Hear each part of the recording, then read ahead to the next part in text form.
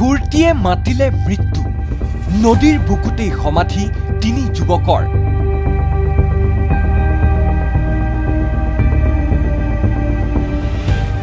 গা ধুবলৈ নদীত নামি তিনি যুৱক পাৰলৈ আহিল নিথৰ মৃতদেহ হৈ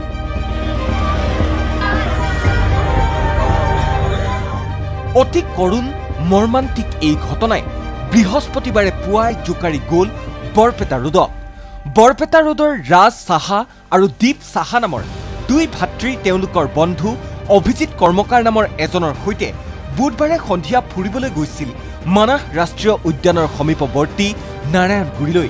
নিশা স্থানীয় লোকে বেকি নৈৰ পাৰত যুৱক কেইজনৰ ইয়ন বাহনখন প্ৰত্যক্ষ কৰে যদিও দেখা নাছিল যুৱক কেইজনক বাহনখনত যুৱক তিনিজনৰ মোবাইল কাপোৰ আৰু চেণ্ডেল প্ৰত্যক্ষ কৰি সন্দেহ উপজাত আৰক্ষীক খবৰ দিছিল ৰাইজে আৰক্ষীয়ে নিশাই অভিযান চলায় যদিও সন্ধানহীন হৈ থাকে যুৱক কেইজন বৃহস্পতিবাৰে পুৱা বেকি নৈৰ পৰা এটাকৈ উদ্ধাৰ হয় তিনিওজন যুৱকৰ মৃতদেহ তেওঁলোকৰ গাড়ীত মোবাইল কাপোৰ চুপোৰ চেণ্ডেল সবখিনি ৰৈ আছে কিন্তু মানুহবিলাক নাই তেতিয়া আমি খবৰা-খবৰি কৰি মানুহ পঠালোঁ থানাৰ খবৰ দিলোঁ তেওঁলোকে ৰাতিৰ ভিতৰত কোনো সুঙুত্ৰ উলিয়াব নোৱাৰিলে আজি ৰাতিপুৱা যেতিয়া এটা ডেড বডি ভাহি উঠিলে তেতিয়া গম পালোঁ তেওঁলোকে পানীত গা ধুই মৃত্যুবৰণ কৰিছে তেওঁৰ মাকো বৰ্তমান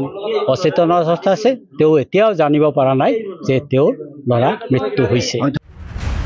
এই মৰ্মান্তিক ঘটনাৰ খবৰ বিয়পি পৰাৰ পাছত সমগ্ৰ অঞ্চলজুৰি শোকৰ ছাঁ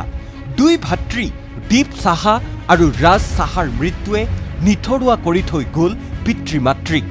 সফল ডেকা দুই সন্তানে এইদৰেই মৃত্যুক আঁকোৱালি লোৱাৰ পাছত বৰ্ণনাতীত পৰিৱেশ দীপ আৰু ৰাজৰ বৰপেটা ৰোডৰ এই ঘৰখনত বৰ্ণনাতীত পৰিৱেশ মৃত আনজন যুৱক সমীপৰে অভিজিত কৰ্মকাৰৰ ঘৰতো তিনিজনকৈ সৰ্বৰহী উচ্চ শিক্ষিত যুৱকৰ এই অসহনীয় মৃত্যুৰ বাতৰিয়ে এতিয়া মুক কৰি তুলিছে প্ৰতিগৰাকীকে অনুভৱ প্ৰকাশৰ বাবে যেন অভাৱ হৈছে শব্দৰো ল'ৰাটো চাকৰি পাইছে পাঞ্জাৱ নেশ্যনেল বেংকত ছুটি ঘূৰিব গৈছে তাৰ ঘৰৰ মাৰ কণ্ডিশ্যন খুব বেয়া তাৰ বাপেকো কণ্ডিশ্যন ভাল নহয় কিন্তু বাপেক গৈছে লগত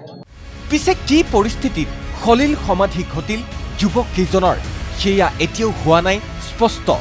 মৃতদেহ উদ্ধাৰৰ পাছত মৰণোত্তৰ পৰীক্ষা সম্পন্ন কৰি আৰক্ষীয়ে ঘটনা সন্দৰ্ভত অব্যাহত ৰাখিছে তদন্ত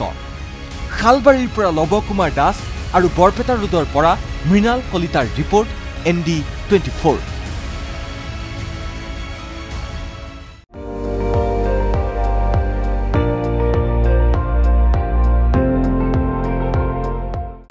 আপুনি চাই আছে ND24 সৰ্বশ্ৰেষ্ঠ নহয় সৰ্বোত্তমৰ দৌৰা